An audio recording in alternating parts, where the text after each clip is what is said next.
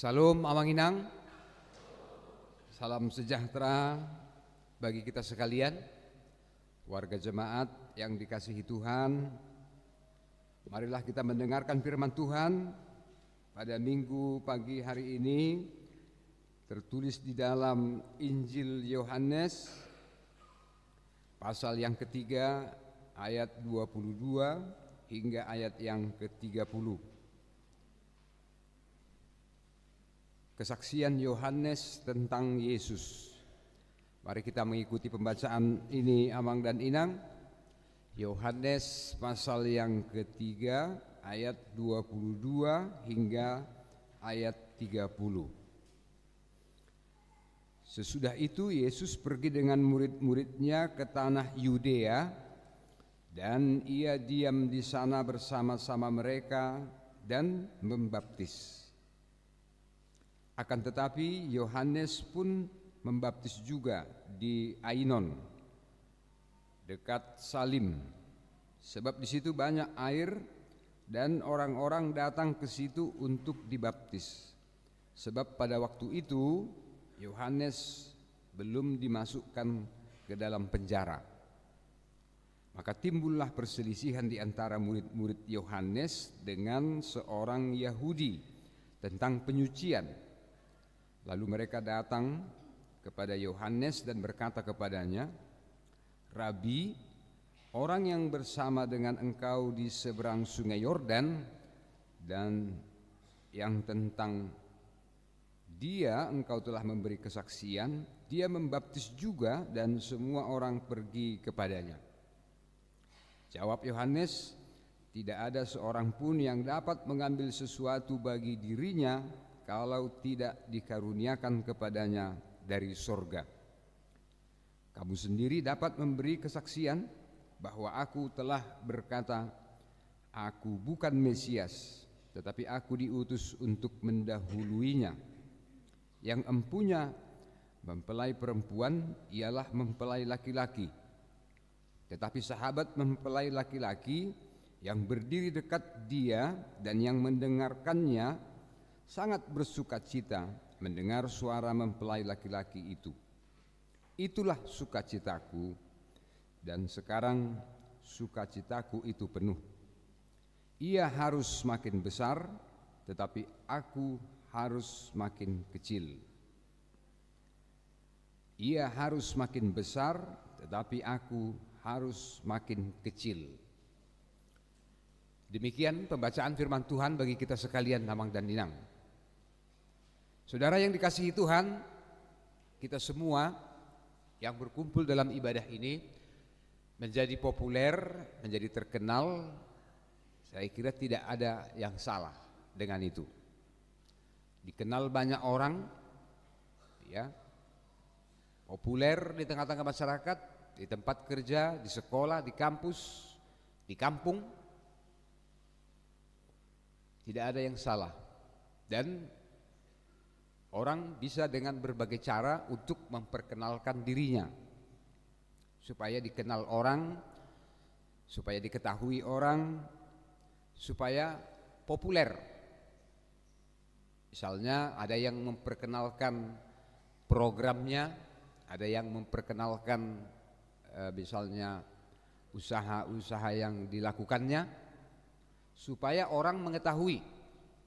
Ada orang yang misalnya memperkenalkan atau memberitahu tentang sebuah cara pengobatan, cara-cara untuk melakukan pekerjaan, bahkan marketing.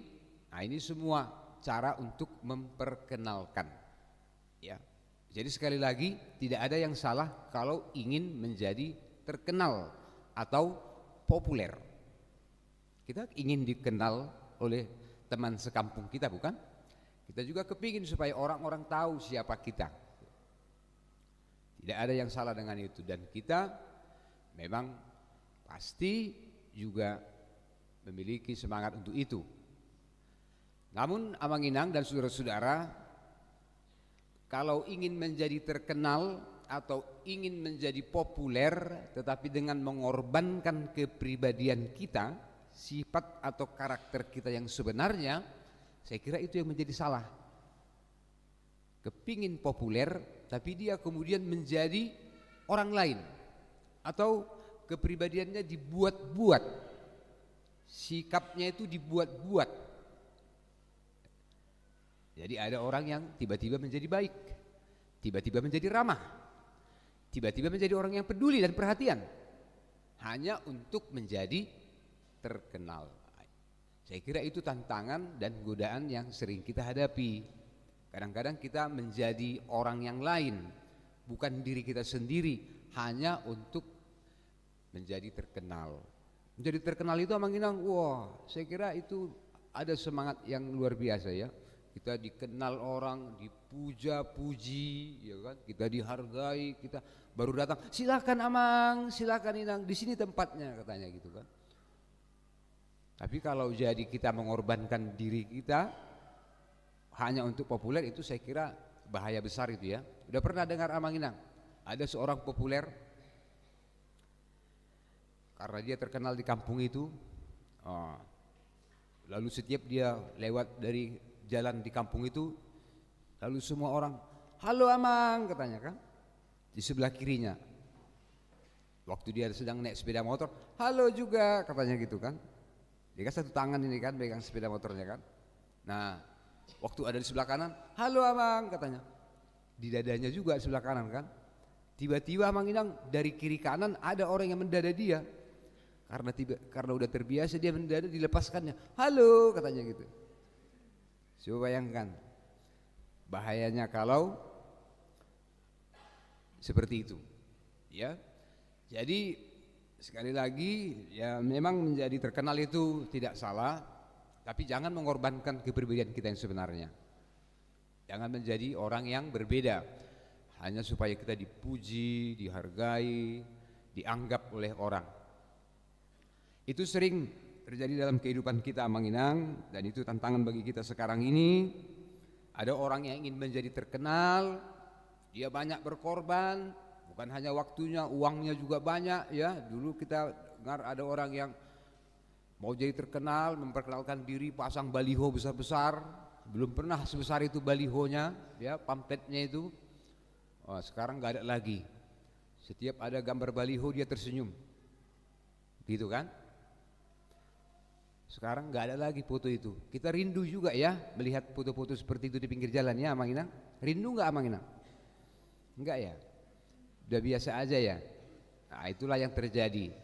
Jadi sekali lagi nggak salah itu kalau kita mau terkenal, melakukan pekerjaan dengan sungguh-sungguh, datang paling awal, ya kan, pulang lebih lama, pulang terakhir. Itu cara-cara orang memperkenalkan diri, ya kan? Nanti sampai orang bilang, loh kalau kamu nggak datang nggak rame loh, nggak ada lo nggak rame, katanya gitu kan. Jadi orang ini ditunggu-tunggu seperti itu kan. Nah itu juga Amang Inang saya kira sebuah kebiasaan di masyarakat kita, apalagi di bangsa kita ini ya. Jadi kalau Amang Inang mau terkenal, dikenal orang, populer, ya nggak salah, tapi jangan mengorbankan kepribadian kita. Siapa kita sebenarnya? Bagaimana kepribadian kita? Ya itulah kita tunjukkan secara konsisten. Saya kira banyak juga orang yang menghargai orang-orang yang konsisten. Jadi bukan karena dia populer, bukan karena bagi-bagi duit dia, bagi-bagi beras, makanya langsung dikenal orang. Ya, saya kira di gereja kita ini juga Amang Inang, kita tidak akan berusaha membuat kebijakan-kebijakan yang populer, bagi-bagi sembako lah, bagi-bagi sipalas roha, bukan itu gereja kita ya.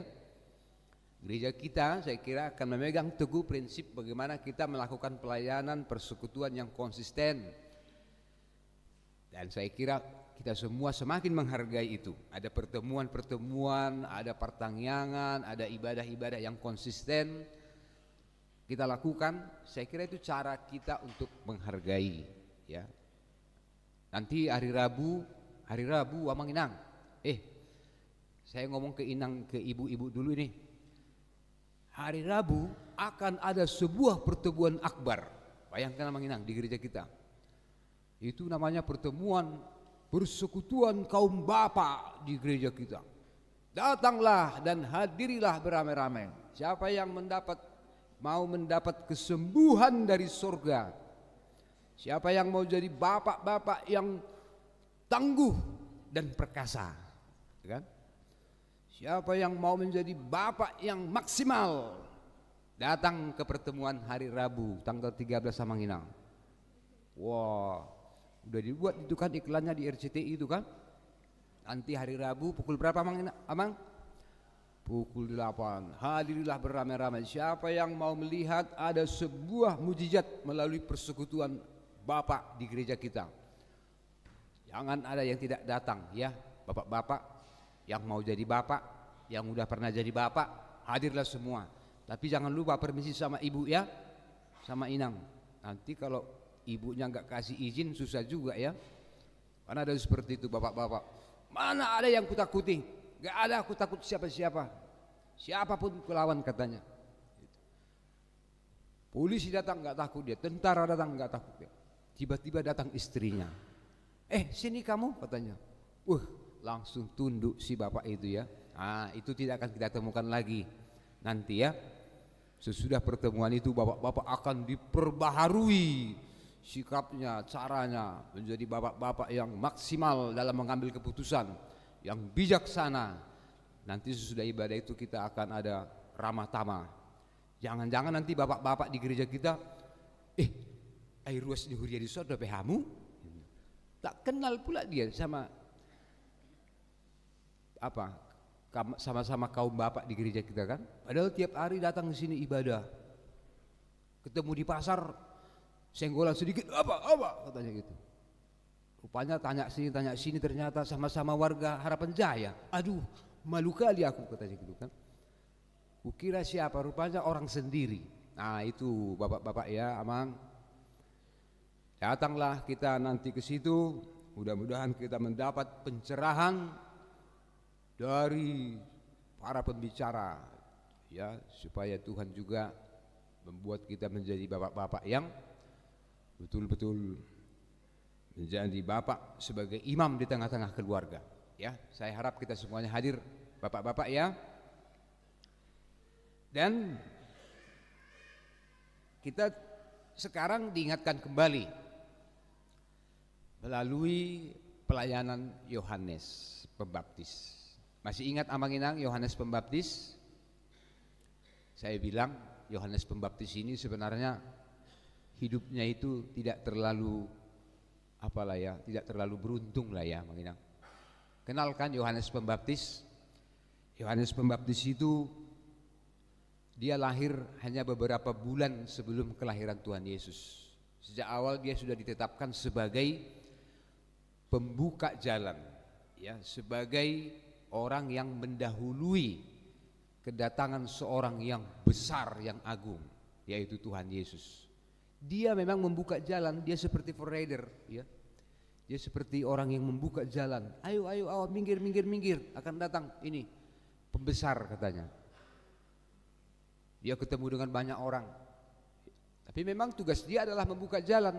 Dia sedang memperkenalkan seseorang di belakangnya. Tapi bukan dia yang memperkenalkan dirinya, ya. Nah, itulah sebabnya khotbahnya, ajarannya itu memang tidak populer, ya. Khotbahnya itu hanya singkat, bertobatlah sebab kerajaan Allah sudah dekat. Hei para pegawai, cukupkanlah uang dirimu dengan gajimu katanya. Jangan mengambil apa yang bukan menjadi hakmu. Dia itu khotbahnya pendek-pendek aja, tapi langsung straight, langsung dia ke orang-orangnya. Meskipun hidupnya kurang beruntung, kalau bisa kita bilang kurang beruntung. Karena apa, Manginang? Karena hidupnya itu memang disebut sebagai yang seperti ngeri-ngeri sedap lah ya. Karena agak lain. Udah nonton agak lain. Kenapa agak lain? Karena gak banyak orang seperti Yohanes Pembaptis ini. Coba bayangkan, dia umurnya 30 tahun. Waktu itu dia tinggal di padang gurun. Dia tidak seperti orang kebanyakan tinggal di kampung dan di rumah-rumah. Dia makan apa? Dia makan belalang, dia makan makanannya juga madu, pakaiannya juga dari kulit binatang, tinggal di gurun sana. Dia di situ bersorak, menyuarakan, bertobatlah, kerajaan Allah sudah dekat. 30 tahun dia berada di situ Amang Inang, sebelum dia turun gunung dan mulai membaptis. Dan masa pelayanannya pun cuma 1 tahun. Coba bayangkan, dipersiapkan Tuhan 30 tahun, tapi cuma 1 tahun dia melayani, sebelum kemudian dia dipenjarakan, ya kan? Seperti kita baca di sini. Dan kemudian kematiannya Amang Inang tahu bagaimana? Dia dipenggal kepalanya. Jadi memang Yohanes ini sebuah kisah bagaimana pelayan Tuhan itu, hamba Tuhan itu dipakai untuk sebuah pekerjaan yang besar, untuk memperkenalkan Tuhan, tapi bukan dia yang terkenal.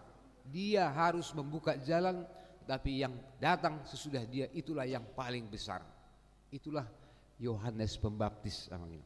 Dia tidak mau sedikit pun mengambil keuntungan dari posisinya itu sebagai yang membuka jalan. Kalau bahasa sekarang mungkin inilah TS-nya ya, ini tim suksesnya. Dia membuka jalan, memperkenalkan seseorang. Banyak juga orang yang mengambil kesempatan itu, mencuri-curi kesempatan itu, mengambil keuntungan dari keadaan itu. Tapi Yohanes tidak. Dia berusaha dengan konsisten. 30 tahun dia dipersiapkan Tuhan, 30 tahun dipakainya untuk betul-betul memperkenalkan bahwa dialah yang datang di belakangku yang menjadi Mesias, bukan aku. Ini semuanya cerita yang ku kasih tahu ini bukan tentang aku. Seringkali kita tergoda Mang Inang yang kita mau ceritakan tentang kita, tentang anak kita, tentang keluarga kita, tentang kerja kita, tentang pencapaian kita. Semuanya tentang aku. Kalau bisa, kitalah didengarkan orang. Tapi Yohanes Pembaptis tidak. Dia tidak mau mengambil keuntungan dari itu semua. Meskipun dia bertemu dengan banyak orang, dia membaptis banyak orang, tapi dia enggak pernah berusaha untuk mencuri kemuliaan atau kehormatan atau nama baik dari orang yang diperkenalkannya itu. Nah, ini penting Amang Inang saya kira juga di tengah-tengah kebersamaan kita, di kehidupan kita, di pekerjaan kita, termasuk juga pelayanan di tengah-tengah gereja, supaya jangan ada orang yang mengambil keuntungan ya, secara pribadi dalam persekutuan dan pelayanan itu. Biarlah semua orang seperti kata Yohanes di sini, sukacitaku menjadi penuh karena apa? Karena kamu dengarkan, katanya kepada muridnya itu. Itu mempelai perempuan itu yang memiliki itu adalah mempelai laki-laki. Saya sudah mendengar suara mempelai laki-laki itu, karena saya sahabat atau yang mendampingi mempelai laki-laki itu. Aku tahu, aku hanyalah sahabat atau yang mendampingi mempelai laki-laki. Saat aku mulai melihat, saat aku mulai mendengar suara mempelai laki-laki, disitulah sukacitaku, karena tugasku sudah selesai. Artinya dia sekarang menanti, ikut menunggu kedatangan mempelai laki-laki, dan saat mempelai laki-laki itu datang, itulah sebenarnya sukacita seorang padongani. Ya, udah pernah Amang Inang jadi padongani atau inang? Kan bukan kita yang menjadi sorotan, tapi kita menjadi pendamping pengantin. Kita memang berada di karpet merah itu, berjalan di karpet merah itu, di jalan yang penting itu, tapi bukan kita yang menjadi fokusnya. Masa kan nggak lucu kalau yang mangoli nggak diperhatikan, tapi padonganinya yang lebih ganteng, yo kan? Lebih keren, lebih cool, yo kan? Kayak calon pendeta kita itu, yang baru itu. Udah kenal semua Amang Inang sama calon pendetanya tadi? Gitu ya. Sekarang ini ada namanya wedding organizer. Pernah dengar Amang Inang? WO itu tugasnya adalah mempersiapkan sebuah pesta pernikahan. Misalnya saya kasih jobnya ini ya, kau buat sebuah pernikahan dengan gaya seperti ini, dengan cara seperti ini. Nah, ini urutannya dikasih tahu. Jadi WO itu mempersiapkan segala sesuatu bagaimana pesta pernikahan itu sangat bagus, sangat indah seperti yang diingini oleh pengantin itu. Tapi sehebat-hebatnya, sebagus-bagusnya, seindah-indahnya yang dipersiapkan WO itu, wedding organizer itu, dia tahu bukan dia yang menjadi pusat perhatian. Yang menjadi fokus dari pesta itu, sukacita itu adalah mempelai itu. Nah, kira-kira gitu Abang Inang. Itulah sekarang perasaan dari atau sikap dari Yohanes Pembaptis. Aku akan mempersiapkan sebaik-baiknya, sebagus-bagusnya, sehebat-hebatnya. Tapi bukan aku, dia yang datang di belakangku itulah yang adalah orang yang ditunggu-tunggu.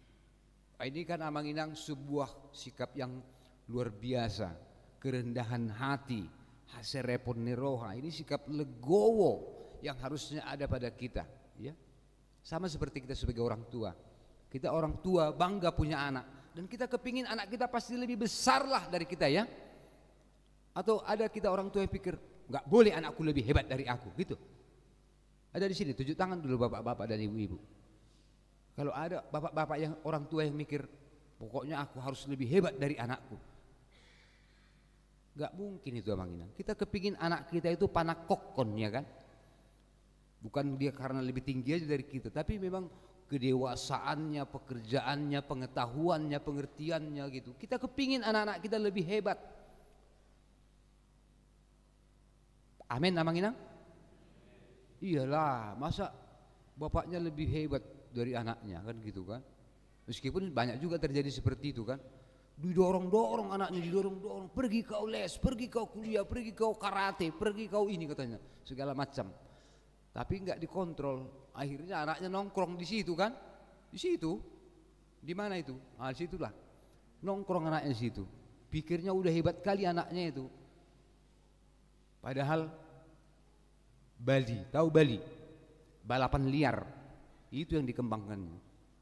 Wow, macam hebat kali dia itu ya, di jalan raya itu dia yang punya apa itu ya. Jadi selain kita kepingin anak kita hebat, ya marilah kita berikan perhatian untuk itu. Bagaimana mempersiapkan mereka. Nanti itu juga dibicarakan di PA AMA itu ya. Oh, datanglah beramai-ramai. Ada solusi untuk keluarga, ya. Ada pencerahan sehingga bapak-bapak berbijaksana bagaimana menjadi pemimpin di tengah-tengah keluarganya. Saya kira Abang Inang, ya.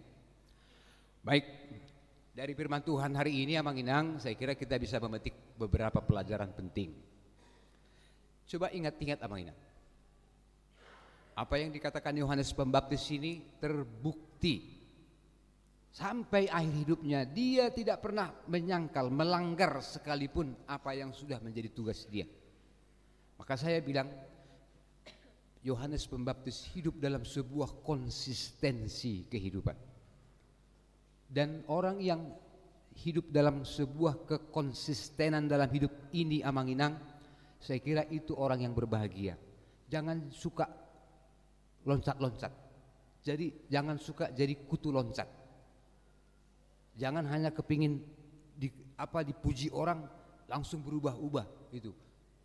Lebih bagus kita apa yang kita rasa benar, apa yang kita rasa tepat, apa yang kita rasa itu etis, itulah yang kita lakukan dan kita perjuangkan secara konsisten. Saya berani bilang, anak-anak kita sekarang pintar-pintar, ya, bahkan rajin-rajin. Tapi ternyata itu pun tidak lagi cukup zaman ini. Anak-anak kita memang harus memiliki semacam ketekunan, konsistensi atas apa yang telah dilakukan. Termasuk kita Abang Inang. Kalau orang tua aja nggak konsisten, bagaimana kita mengatakan, kau konsisten lah kau nak, gitu. Kita aja nggak konsisten, bagaimana kita mau mengajar anak kita tentang konsistensi? Apa yang dikatakan oleh Yohanes tadi di sini? Coba kita ingat Abang Inang, ayat 28.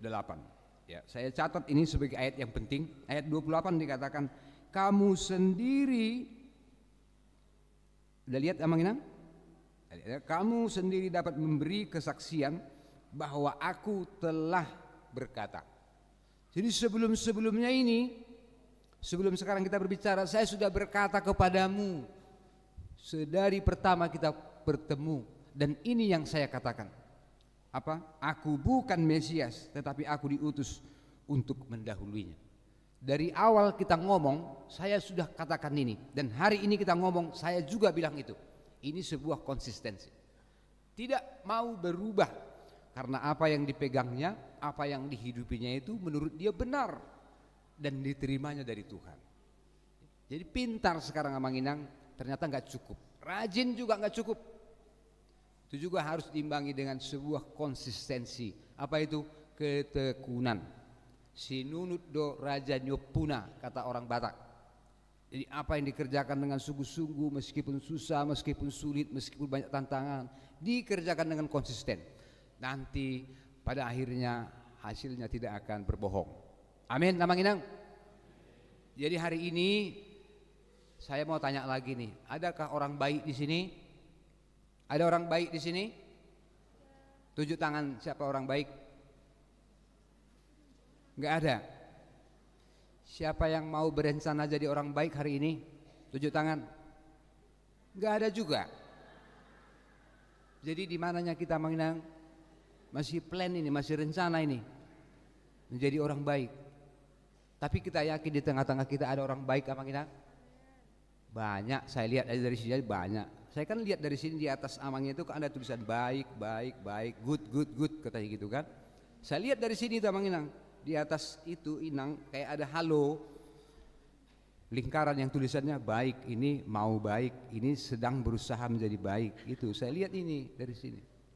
Kita yakin di tengah-tengah kita banyak orang baik.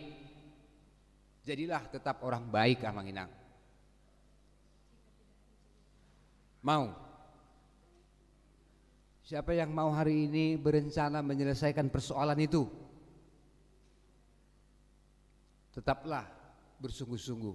Kita akan selesaikan persoalan itu bagaimanapun kesulitannya. Siapa yang mau berdamai hari ini? Terlalu lama kita tidak akur. Terlalu lama kita saling menyakiti. Kenapa tidak berdamai hari ini? Tapi ini perlu dikerjakan dengan konsisten namanya. Dan ngomong-ngomong, zaman kita adalah zaman yang begitu maju.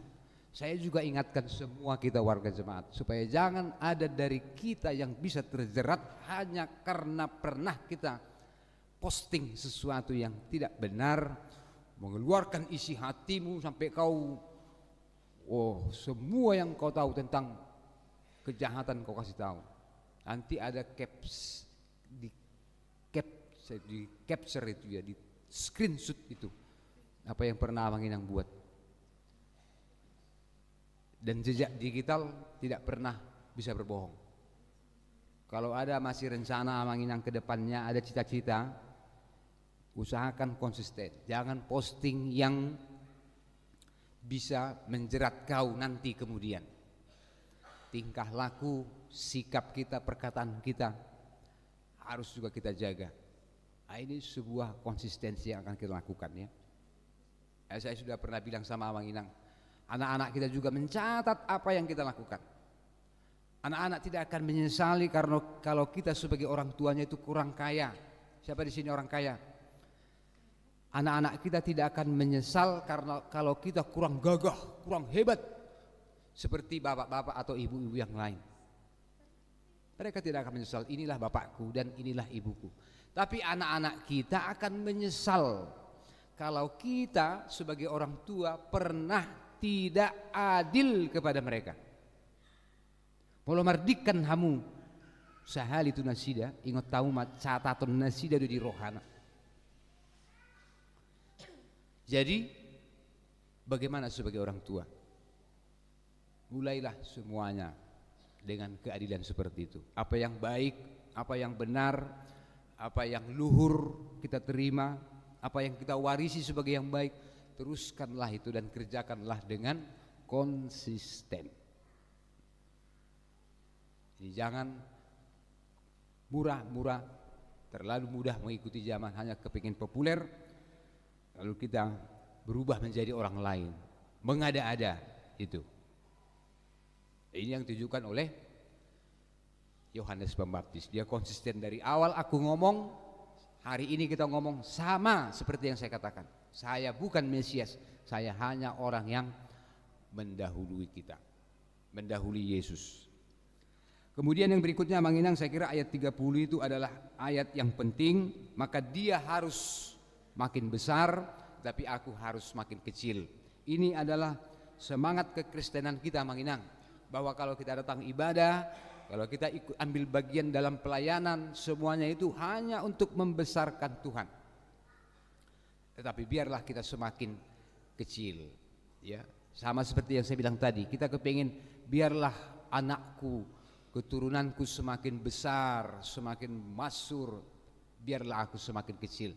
Artinya orang tua pun mau berkorban, lamar mek peau, lamoru peau, asal malam gadda anak koku pinoparhu. Itu prinsip orang Batak juga, ya. Dan terlebih dari firman Tuhan hari ini, biarlah dia semakin besar, semakin besar, semakin dibicarakan orang, dan biarlah aku semakin kecil. Artinya jangan mengambil keuntungan dari kalau kita sedang membicarakan Tuhan, ya, itu bukan tentang kita. It is not about me. It is not story about me.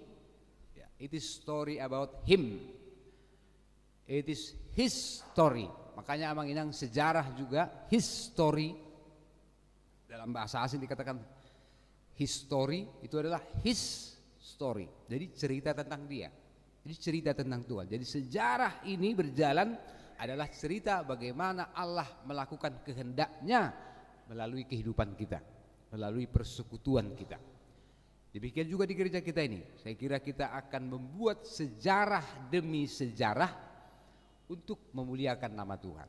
Biarlah pekerjaan kita Manginang, persekutuan kita, PA yang diadakan, ya, pertanian sektor, saya sedang mendengar sudah semua sektor lakukan persekutuan kita. Biarlah persekutuan kita di sektor-sektor semakin kokoh, semakin mantap, dan biarlah juga nama Tuhan yang dimasyhurkan. Kiranya Tuhan memberkati kita sekalian Manginang, hidup dalam sukacita karena nama Tuhan semakin dibesarkan melalui kehidupan kita. Amin. Mari kita berdoa. Terima kasih Bapa di sorga, kami mendengarkan firman Tuhan, betapa hambamu Yohanes Pembaptis adalah seorang yang diutus untuk mendahului Engkau, dan dia melakukannya dengan iman dan kepercayaannya dalam sebuah ketekunan, dalam sebuah konsistensi. Dia tidak mau mengambil keuntungan dari semua yang telah dilakukannya, tetapi dia mengaku bahwa Engkaulah Mesias.